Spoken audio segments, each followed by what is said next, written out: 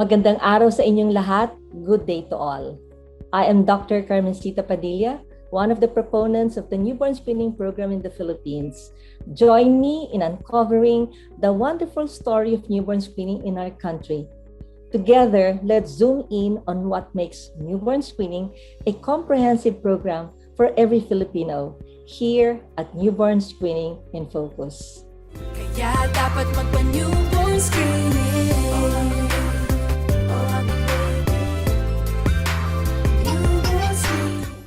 To ensure that newborns are truly healthy, they must undergo newborn screening, a public health program that helps determine if a baby is born with one of the more than 20 congenital disorders.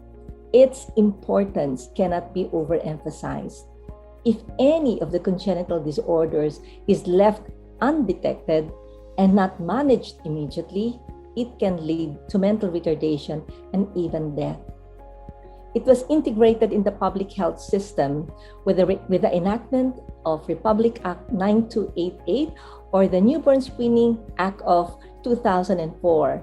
And now part of PhilHealth's newborn care package, newborn screening is being offered in more than 7,000 hospitals and birthing centers nationwide. It has also saved thousands of children. This educational program is intended for the health professionals who deliver services of the newborn screening program. Whether you are online or offline, this program aims to further enrich your knowledge in newborn screening and be able to apply the highest quality of service to the Filipinos, especially during challenging times. We will discuss the very process of newborn screening from the moment the baby is born and into the continuing care after the newborns have been found positive for one of the conditions. We will also zero in on the features and management in each of the conditions included in the newborn screening panel. We will also interview patients as well as their parents. And in keeping with the challenges, talk over to how facilities and centers have managed to give quality service even in the midst of our COVID-19 pandemic. This program is the newest educational platform for our newborn screening coordinators, one in each of the 7,200 health facilities throughout the country. We also hope that this program will also benefit the health professionals, the physicians, the nurses, the midwives, the medtechs, the nutritionists, and as well as the students in the health professions. So take a seat, get comfortable as you're in for quite an adventure here at Newborn Screening in Focus. Ako po si Dorotea de la Cruz Marco, or kalimitan they call me Dory. I'm from Lawag City and we are currently living in Parañaque City. Noong 1993, pinanganak po yung aking unang anak na si Genevieve Faith Marco. At nung mga 5 days old or running to 10th day old siya, bigla siyang umiyak na hindi ko malaman kung bakit siya umiiyak. At that time, wala akong idea kung ano yung MSUD, wala akong word, wala akong kilala na mayroong sakit na ganito. So, nung ganun yung situation ng anak ko, napacify namin siya in less than an hour sa pag-iiyak niya, tapos nakatulog siya. So, my first perception at that time is normal lang sa bata na pag umiyak ng umiyak, then pagka napagod ay matutulog, so nakatulog siya. Ako din naman at that day, dahil firstborn ko nga siya, unang anak ko siya, so akala ko normal lang lahat yung pinapakita ng anak ko na sitwasyon. Nagulat na lang ako the following day, parang na-realize ko paggising ko, ba't parang hindi siya dumede the whole night? Hindi ako nagpadede. Hindi na ako naging kampante, pinadala ko na siya sa hospital. Unfortunately, yung hospital na pinagdala namin, hindi namin kaya yung gastos, kaya nilipat namin siya sa other hospital. Doon sa hospital na pinagdala namin, ganun pa rin, hindi pa rin pala sila aware sa sakit na MSUD. So nag-roll out sila ng ibang sakit ng anak ko. Nagdeteriorate yung bata hanggang sa hindi na nila malaman kung ano yung sakit. Then yung relatives ng husband ko, gumawa sila ng paraan para mailipat namin yung bata sa other hospital. Pinick up siya ng other hospital, from that hospital, doon pa lang nalaman na nila na meron daw MSUD. Doon ko una siyang narinig, pero hindi ko alam kung ano yung ibig sabihin. Then pagka-transfer namin, nandun na sina Doktora Padilla, sina Dr. Robles, yung mga doktor ng PCMC. Doon nila in-explain sa akin yung MSUD. Ang unang pumasok sa isip ko noon is protein restriction. Hindi ko pa alam na ganun pala kabigat at ganun kalalim yung effect ng MSUD sa bata. Out of this word ang feeling ko kasi first time ko na magkaroon o makakilala o makakita ng batang may sakit o taong may sakit na MSUD. Nag-last kami ng 2 months sa hospital kasi na-ICU si Jen and nag-comatose siya for 10 days na siyang comatose bago siya nagising. Upon arrival sa PCMC, nung makita siya ni doktor ng aking neuro-doktor, sabi niya sa akin, bibigyan ko siya ng 72 hours. Kung hindi siya mag-respond sa peritoneal dialysis, wala talaga siya ng godly, 42 hours during na naka-peritoneal dialysis si Jen, gumalaw yung kamay niya. So nagkaroon kami ng pag-asa. And now Jen is 28 years old. Unfortunately, si Jen talaga, hindi lahat ng brain niya is naka-recover. So, un-ambulance siya. Hindi niya natitake care ng sarili niya. Talagang alagain pa rin siya. Kasi nga, hindi nag-function yung 100% yung kanyang brain. Isa sa pinakamasakit na parte ng may anak na MSUD is yung kakulangan ng gatas, kakulangan ng pagkain, at higit sa lahat, kulang tayo sa facilities noon nung ipanganak ko si Jen para ma-diagnose yung mga batang may MSUD. Kinakailangan pang ipadala yung dugo nila sa ibang bansa. Pero nung ipanganak si Angelo, yung aking third baby, meron na tayong leucine leveling dito sa Pilipinas noon. Pero wala pa rin hindi pa rin siya kasama sa newborn screening. Malungkot talaga ang magkaroon ng isang anak na MSUD, lalo na pag nagkakasakit, lalo na pag wala silang gatas, nagka-crisis, yun ang isa sa pinakamahirap. Pero kung mayroon silang tamang pagkain at nasusuportahan yung na-maintain na mababa yung leucine level nila, maganda yung kanilang development. Unfortunately, sa mga anak ko, wala silang newborn screen, kaya puro late sila nadadiagnose. Kasi wala tayong way to i-diagnose sila noon, nung panahon na ipinapanganak ko yung mga anak ko.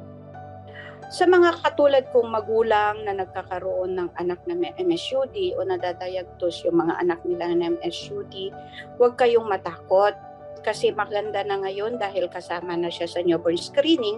So yung pinakamahirap na parte na iti-trigger mo, aantayin mo na tumaas yung leucine ng bata, hindi na, wala na tayo sa episode na yon. Mayroon na rin tayong mga supplies ng gatas. At ang kailangan lang natin is maging maalaga tayo sa kanila, sumunod tayo sa sinasabi ng dietitian, ng mga doktor natin. Huwag natin kaaawaan yung mga bata na hindi nila nakakain yung mga pagkain natin kasi yun po ay nakakasama sa kanila. At huwag po natin pababayaan yung mga bata na kakainin lang nila. So, kailangan natin talaga yung guidance, kailangan talaga natin yung pag-aalaga, yung 100% na pagkukompute o pag-intindi sa diet nila kasi yun po ang pinaka-importante para mapanatili at maalagaan natin yung mga batang may MSUD para hindi sila mag-crisis. Okay, wala naman time na hindi nagkakasakit yung mga bata. Pag nagkasakit yung bata, kailangan lang natin i-coordinate sa mga doktor natin, sa metabolic team natin kung ano yung gagawin at sumunod lang tayo sa lahat ng sinasabi nila sa atin para hindi natin mapabayaan yung mga bata.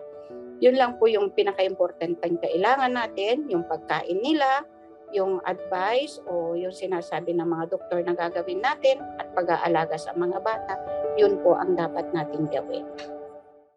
Maple syrup urine disease, or MSUD, is an inherited disorder of amino acid metabolism with a reported worldwide prevalence of 1 in 185,000. It has been included in the Philippine Newborn Screening Panel since 2012.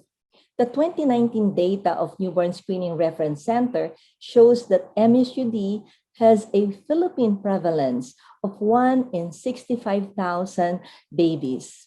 Thus, it is the most common metabolic disorder detected in our newborn screening panel. Newborn screening has allowed the early detection and management of this life-threatening disorder. While the disorder may present with very non-specific signs and symptoms, the sweet smell of a child with MSUD is a significant clue to diagnosis. So join us in today's episode entitled The Child with a Sweet Smell, where we will learn more about the pathophysiology of MSUD, its clinical manifestations, and the overview of management.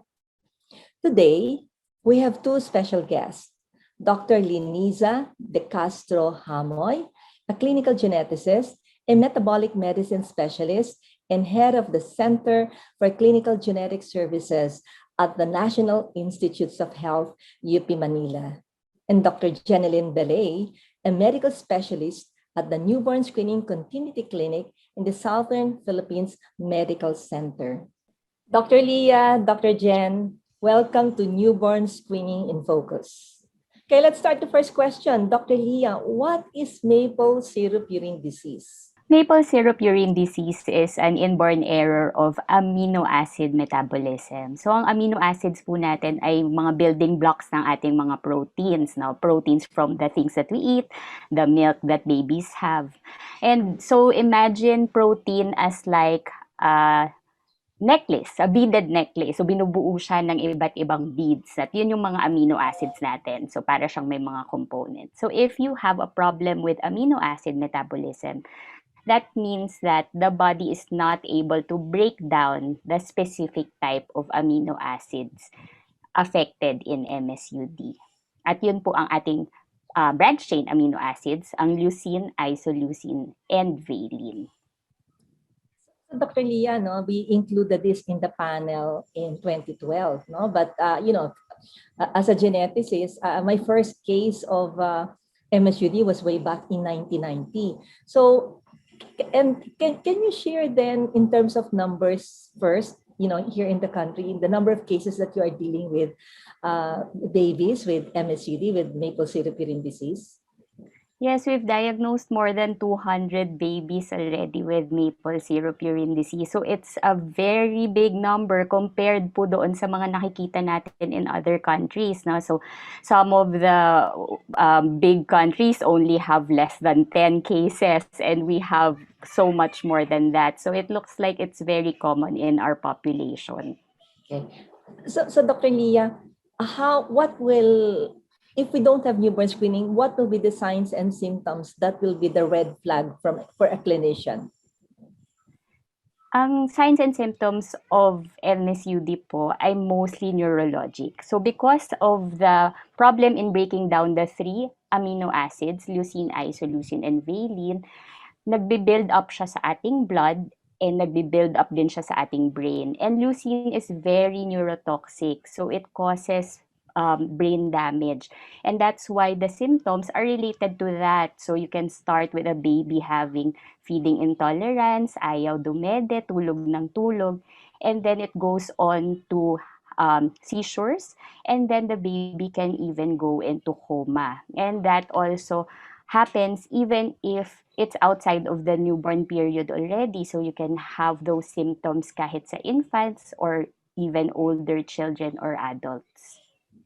Okay, so Dr. Leah, you're saying that the signs and symptoms can be very non-specific at the beginning, but exactly when do you see the symptoms? So the first symptoms can be noticed even in the first 24 to 48 hours. Pero at the start po, ano lang siya, subtle smell in the ears, in the urine, and then after around 3 days, then that's when the baby starts having these non-specific symptoms. But you have to identify those symptoms already, because if you don't treat before 5 days of age, then the prospect of having of reversing those symptoms starts to decrease. Okay, so Dr. Leah, you're saying that symptoms can be actually within the third, fourth, or fifth day of life, and in the Philippines, they would have gone home already. So especially if the baby was born in normal delivery, after 24 hours or less than 24 hours, they'll be home. And what you're saying now is that you've got to catch them so that you can actually institute the treatment. And which brings me to the issue of newborn screening, because as we've heard in the episodes prior to today, we've been saying that newborn screening actually allows a health worker to make an early diagnosis so that the treatment can come in. So that is the role of newborn screening, is be able to make a diagnosis before the symptoms set in. Now, Dr. Leah, you mentioned about the smell. Can you describe the smell to our viewers? Yeah, so that's why MSUD got its name po, no, because of that very distinct smell. So para kang nakakaamoy nung maple syrup na ginagamit natin sa pancake, no? Yung napakatamis na smell na yon, minsan dinidescribe din as a caramel smell or as a burnt sugar smell, and that's because one of the branched chain amino acids, the isoleucine, is converted into another chemical called sotolone, and that gives off this very distinct sweet smell. So ang sinasabi mo ngayon sa ating mga clinicians, sa ating mga nurses at midwives, if you have a very sick baby with the smell of maple syrup, then maybe you should be considering maple syrup urine disease. Tama ba yun? Yes, doctor. Opo. All of them will have the maple syrup smell. Is that correct? Yes, all of them will have it in varying intensities lang nga po. You know what, Dr. Lee, I remember I have a family with, how many children ba affected niya? Parang 2 eh. And I remember her telling me that when she had the first baby and then the baby died, and then she had the second baby, she could already smell the MSU, the maple syrup smell really after 24 hours, no? But she kept on smelling the baby. But as a in the ordinary setting, we don't really smell the ear, no? You smell the body, you smell the face. But as you can hear as you have heard from Dr. Leah, even the ear wax can have the smell of the maple syrup. So, okay, Dr. Leah, so we have maple syrup, the problems that leucine is toxic to the body. And if we are able to catch the baby in time, what is the management? So because po, ang problem natin is the inability to break down the specific types of protein, first of all, we have to temporarily stop protein intake, no? Because we don't want it to accumulate. We don't want the leucine or the toxic leucine to accumulate in the body or in the brain anymore. So we temporarily stop it, and then we supplement with branched chain free amino acid formula. So special milk po ito that we give to these babies that does not contain the 3 branched chain amino acids. So safe na safe po ito para sa kanila. And then of course, we have to make sure that they're getting enough energy, enough calories. And kung sakasakali po na this dietary management is not enough to reverse the symptoms, then we might even have to do dialysis. Okay, so Dr. Leah, what you're saying is that if you catch it just in time, you may even just look at dietary management as the main form of management for these patients. Is that correct, Dr. Leah? Yes po, doctor, that's absolutely correct, because this disorder is treated primarily by nutritional management or dietary management. So definitely, it's a good thing to catch it early, because if the signs and symptoms have not manifested yet, hindi pa po ganun kataas yung leucine, kayang-kaya pa po ng dietary management alone. Maybe for the benefit of our audience, because I want to discuss the issue of feeding. You have to remember that milk has protein, and that means if milk has protein, then protein will have the amino acids, and it will contain the toxic amino acids that Dr. Leah was talking about. So can you discuss the problems when you want to continue breastfeeding, but what happens now when you want to continue breastfeeding the baby with MSUD? How do you manage these babies? Okay, so of course we know that breast milk is best for babies, di ba po? And so we definitely want to encourage mothers to continue giving their children breast milk. But this has to be measured. And because we're giving only a limited amount, we encourage them to do express breast milk feeding. So ginaguide po natin ang ating mga magulang kung gaano karami pong breast milk ang allowed per day for their babies at ito po yung ibinibigay nila sa kanilang mga anak. At the same time, we supplement that with the branch chain-free amino acid formula. Ito po yung walang leucine, isoleucine at valine para enough yung kanilang makukuhang energy. So it's a balance po between the protein-containing milk and the non-protein containing milk. Okay, so lilinawin natin yun. So when you have a baby with MSUD, you can breastfeed. You can actually breastfeed the baby, but you've got to measure the protein, the amount of milk, because you want to make sure that you're just giving enough, not to avoid complications on the baby. And as Dr. Leah said, it is a dietary management, it's nutritional management, because it's not enough that you give just a little milk, because you will have to give the calories that they need, the energy that they need to be able to grow. So Dr. Leah, so if you are able to catch the baby before they go into crisis, I just want to get that straight again. It could just be nutritional management if you catch the baby just in time. Am I correct? Yes po, that's correct. And that Okay. underscores the importance of early diagnosis. Okay, so which brings me back again to the timely collection. You've got to collect your samples just after 24 hours, the timely submission of the samples to the laboratory, and then the timely running of samples and timely recall, and then timely management. So everything has the word timely. So what we're saying now is that even if you did the test on time, but you did not submit the sample on time, of course, it will reach the lab much later, and you're going to go past day 5, because Dr. Leah said that by day 5, it is possible that you already have a very problematic baby. Okay, so here you are, you were able to catch the baby, and it's going to be just dietary management. You mentioned crisis. Okay, so let's assume that the baby was recalled a little bit later. It's now day 7 or day 8. And what are the signs and symptoms of a baby with MSUD in crisis? Dr. Leah. So they will definitely have feeding intolerance.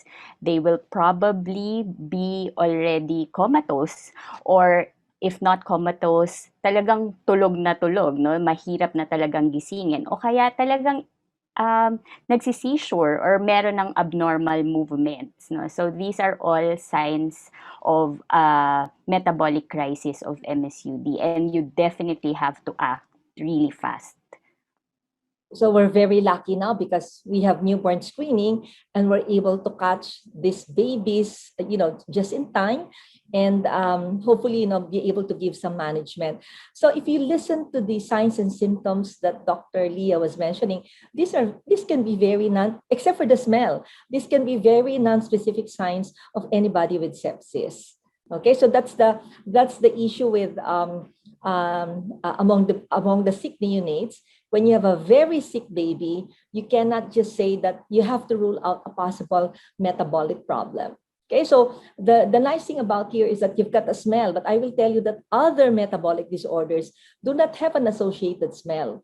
Okay, so if ever you did the test and then the baby gets sick, then you've got to call the lab and find out what is the result of the expanded newborn screening result of the baby. So let's go back to the patient in crisis. Tulog na tulog ang pasyente, okay? And then, so what do we do, Dr. Lee? How do we manage this case?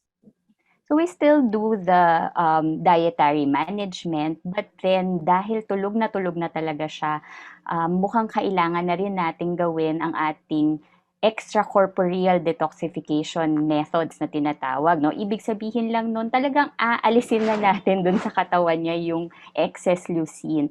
And that's by dialysis. So here we usually do peritoneal dialysis dahil ito po yung most accessible sa ating mga pasyente. In other countries, they also have hemofiltration or hemodialysis for neonates. But peritoneal dialysis is something that we can do in a lot of tertiary hospitals here in the Philippines. So, Dr. Leah, the problem is in many parts of the country, they may not have the specialists. What will they do? The newborn screening program is definitely here to guide them din po, no? So hindi naman natatapos ang newborn screening sa pagda-diagnose lang. We also give them access to the specialists who can guide them step by step in the management of the patients. If it's impossible to do the dialysis, then we maximize the nutritional management for these patients. But if it's possible to transfer the patient to a nearby facility that has the capability of doing dialysis, then we can also facilitate that. Would you say we have enough centers in the country who can do the dialysis on neonates? We would definitely want more. The limitation currently is not really just the facility because peritoneal dialysis is relatively simple naman po. But it's the expertise. So the presence of our pediatric surgeons who will put in the catheters, the pediatric nephrologists who will manage the dialysis procedure, yun po yung medyo kulang sa ibang mga centers. So we would like to see more of them as well. Well, Dr. Lee, I am assuming that, with the newborn screening program, they're able to be discharged from their hospitals and that, move on, the parents move on with the care. At this point, I'd like to request Dr. Jen to explain to us what is the role of the community clinic in the management of patients with MSUD. And then maybe later, Dr. Leah, let's not forget to talk about the genetics of MSUD. But right now, I'd like to request Dr. Jen to explain what is the role of the community clinic among patients with MSUD. Dr. Jen? Thank you, Doctor. The role of the newborn screening continuity clinic is actually very vital because once they are confirmed and endorsed to us, we are actually given the responsibility to make sure that we monitor them, that they would follow up regularly to us, that we would make sure that they are consuming the medical milk properly, and that if there are any illnesses that the patient would experience, we would be informed and we would be able to guide them and refer them to the specialist required for that particular condition. So every month we recall these patients and we make sure that they comply with the advices given to them by the specialist. So Dr. Jen, you are, in other words, in addition to the specialist, you're saying that you ensure that they follow the instructions from the geneticist or the other specialists. And that is very important, for the total management of the case. So Dr. Jen, where are you getting your supply of milk? Because just for the audience first, that the patients with MSUD have a special formula that is not available in the country. This special formula is what Dr. Lee was mentioning, wherein this kind of milk will not have the toxic substances and therefore can be given to the babies. So Dr. Jen, where are you getting your supply? The supply for the milk is actually provided to us free by the Newborn Screening Center. And the Newborn Screening Mindanao, which supplies the milk to all our patients here in Caraga and Davao region, even handle the courier fees just to make sure that our patient will not, dole out any money anymore from their own pockets. And that's very helpful for them. Okay, thank you, Dr. Jen. But just maybe for our viewers, that's just to let you know that this kind of milk is it's a special formula. It's not available in our drugstores or even in supermarkets. So part of the responsibility of the program is actually to order the milk supply for the patients. We do get some donations, but since we have so many patients right now, the donations are no longer enough. And the centers now take the responsibility of making sure that the supply is complete. Dr. Jen, if I may have a follow-up on the supply, in addition to the milk, are there other things that you actually provide to the patients at MSUD? Now, aside from the milk, actually, Doc, we actually also make sure that they are consuming the right amount of natural protein. So we refer them primarily to our nutritionist to make sure that they are not only consuming the medical milk, because these patients also require some amount of natural protein, which I think some of our parents have misconceptions that they should only consume the BCAD, the medical milk. So since our patients are actively growing during infancy and early childhood, they would really need to have these portions of natural milk. Thank you, Dr. Jen. I'm glad you mentioned that because all the babies need natural protein, okay, to grow, to develop. And so right now, what's happening is that if you're, as Dr. Leah said, if you're breastfeeding, you can still breastfeed, but it's calculated so that you're just giving that just enough. But when the baby starts eating supplementary foods, then even the protein in the food will have to be calculated, and that is where the nutritionist will come in. So it really is a lifetime affair of making sure that you do not give beyond that. So I'm glad that you stressed the importance of the natural protein, and as a child grows older, then of course the amount of protein will also adjust. So can you also share what other support your continuity clinic is giving, and if they have to do a follow-up, what other support are you giving to the patients? The support of the newborn screening continuity clinic is beyond the clinic also, because we collaborate with regional offices and we make sure that we are providing holistically the needs of the patient. So right now that we are in a pandemic situation, like providing them some financial support, especially that most of the parents of our patients lose their jobs. And we also make sure that in relation to the providing, we taper it according to what is available in their locality, so that they would more or less experience some ease in providing what is proper for their child.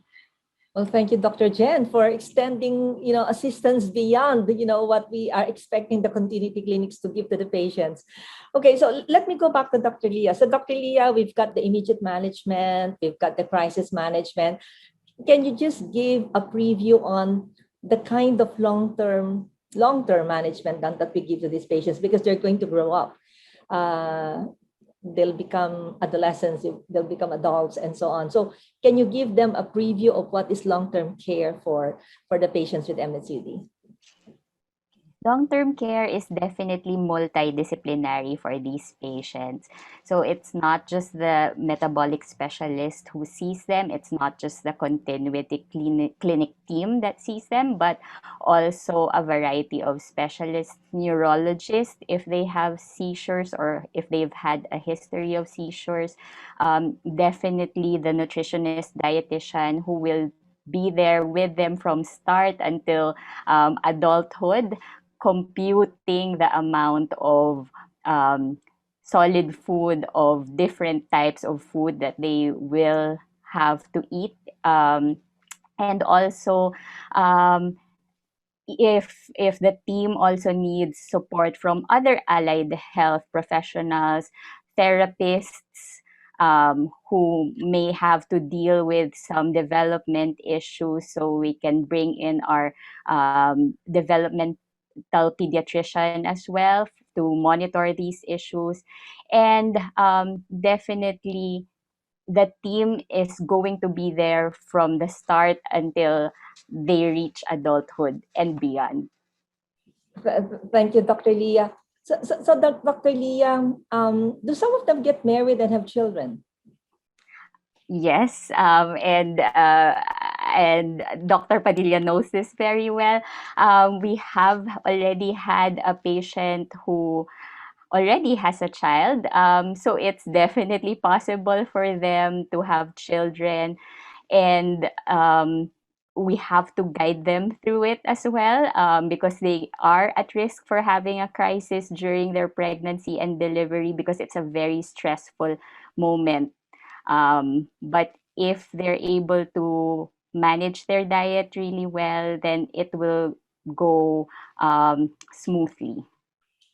Uh, Dr. Leah, can you, because we have some patients who have more than one or two children, can you please explain to the viewers the genetics of MSUD? So MSUD is a genetic condition. We have two copies of each of our genes, and we have two copies of our gene for MSUD. So this gene responsible for MSUD needs to have two non-working copies in order for you to have the condition. If you only have one non-working gene and the other is still working, that's fine. If you have two working copies of that gene, then that's absolutely fine. But if you have two non-working genes, then that's when you get the manifestations, and that's when you get the condition of MSUD. So to get two non-working genes, then that means that you would have gotten one from each of your parents. And that's why we call it an inheritable or a genetic condition, because the parents are carriers. They may not know it yet.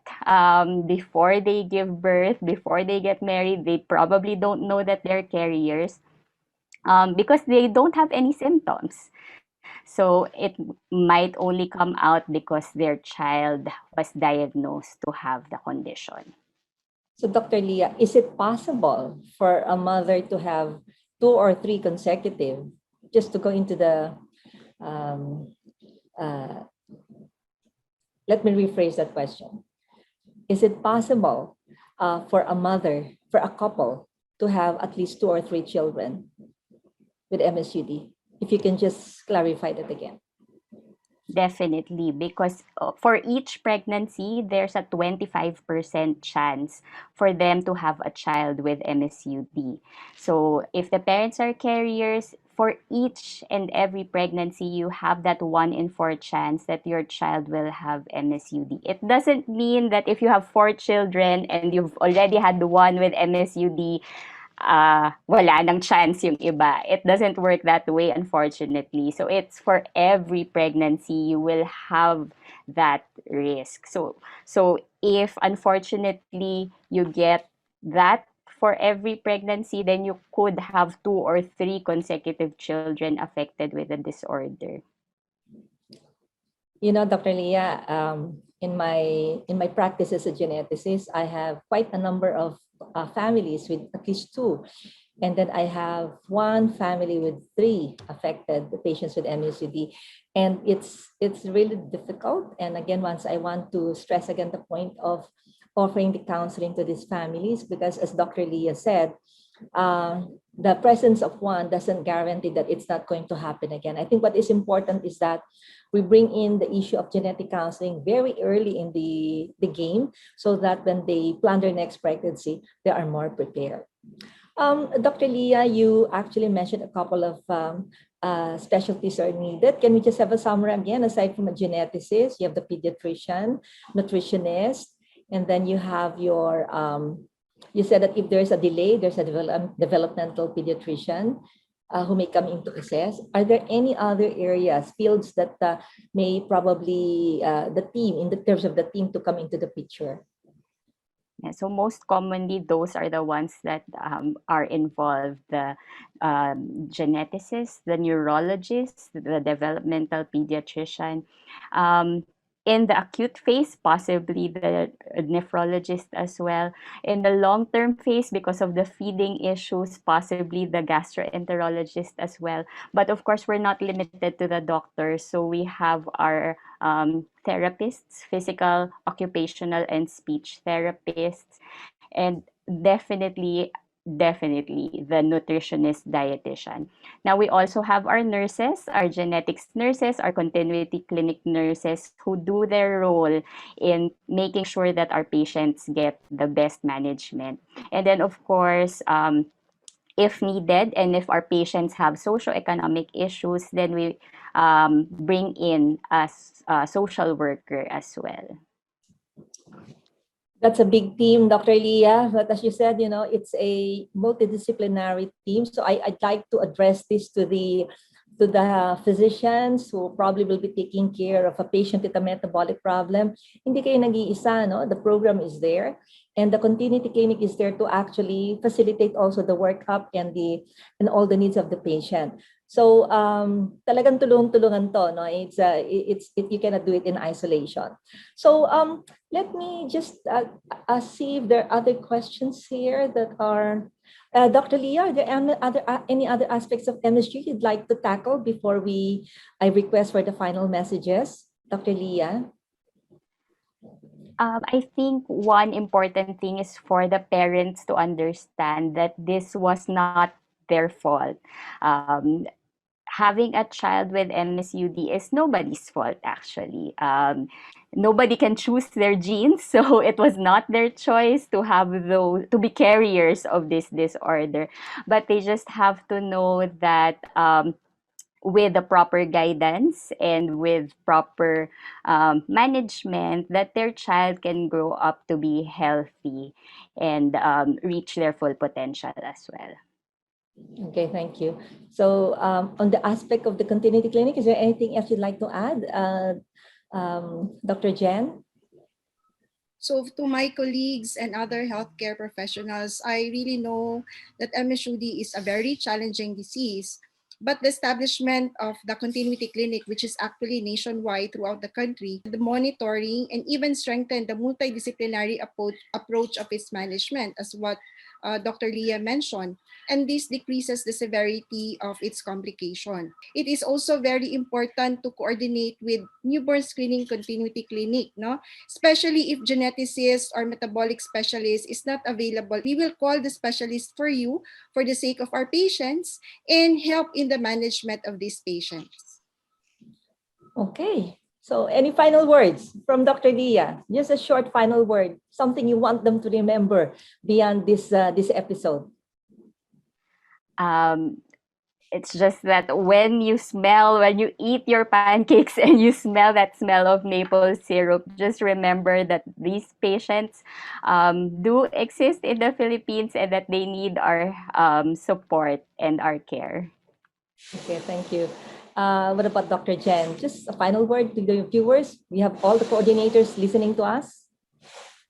I just wanted to say that our patients should not feel that they are alone in this. From the time that they are screened, confirmed, and up to these patients, so looking forward that they would really grow at par with the other patients in this country. Kaya dapat magpa-newborn screening. Newborn screening. To our virtual audience, please send us your comments, questions, or the list of topics that you want us to cover in our succeeding episodes. Email us at info@newbornscreening.ph, or you may tweet us at newbornscreenph, and also include the hashtag #ENBSPH. Before we end, I want to again take this opportunity to present to you the new addition to our tools in learning, our ENBS mobile app. The ENBS mobile app is a one-stop hub for all NBS health workers on everything they need to know about newborn screening. It also features a rewards program that our health workers can use to earn points and use it to claim shop vouchers with our partners. If you have already downloaded the app, answer the quiz that we will send to your inbox to earn those points. We continue to improve our services as deemed necessary by the emerging challenges through an open dialogue about our experiences in newborn screening. It is our hope that through this program, we extend the sharing of knowledge with greater reach, empower our frontliners, improve connectivity with the newborn screening coordinators, and more importantly, provide unparalleled service to every family. Join us next week as we look deeper into the aspect in the care of a child with a sweet smell. This and more here in Newborn Screening in Focus. Nothing is more precious than seeing a child grow healthy and normal. Let's realize this through newborn screening. Newborn screening is a gift of life.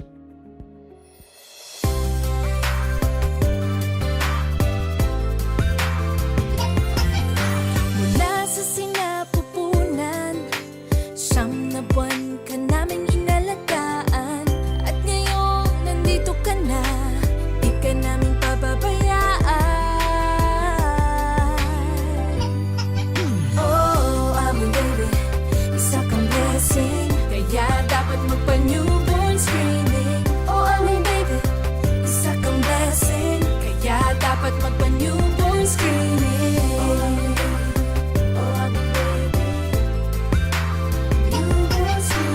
Love na love ka namin, kaya ito gagawin. Para sa kalusugan mo, dapat natin tong sundin. Oh, aming baby, isa kang blessing, kaya dapat magpa-newborn screening. Oh, aming baby, isa kang blessing, kaya dapat magpa-newborn screening. Napakadali ng process na magpa-NBS. Ilang patak ng dugo ang kailangan para magawa ang test. Makalipas ang 24 oras pag si baby lumabas, gawin natin ng NBS, alin sunod sa batas. Oh, aming baby, isa kang blessing, kaya dapat magpa-newborn screening. Oh, aming baby, isa kang blessing, kaya dapat magpa-newborn screening. Newborn screening. Newborn screening.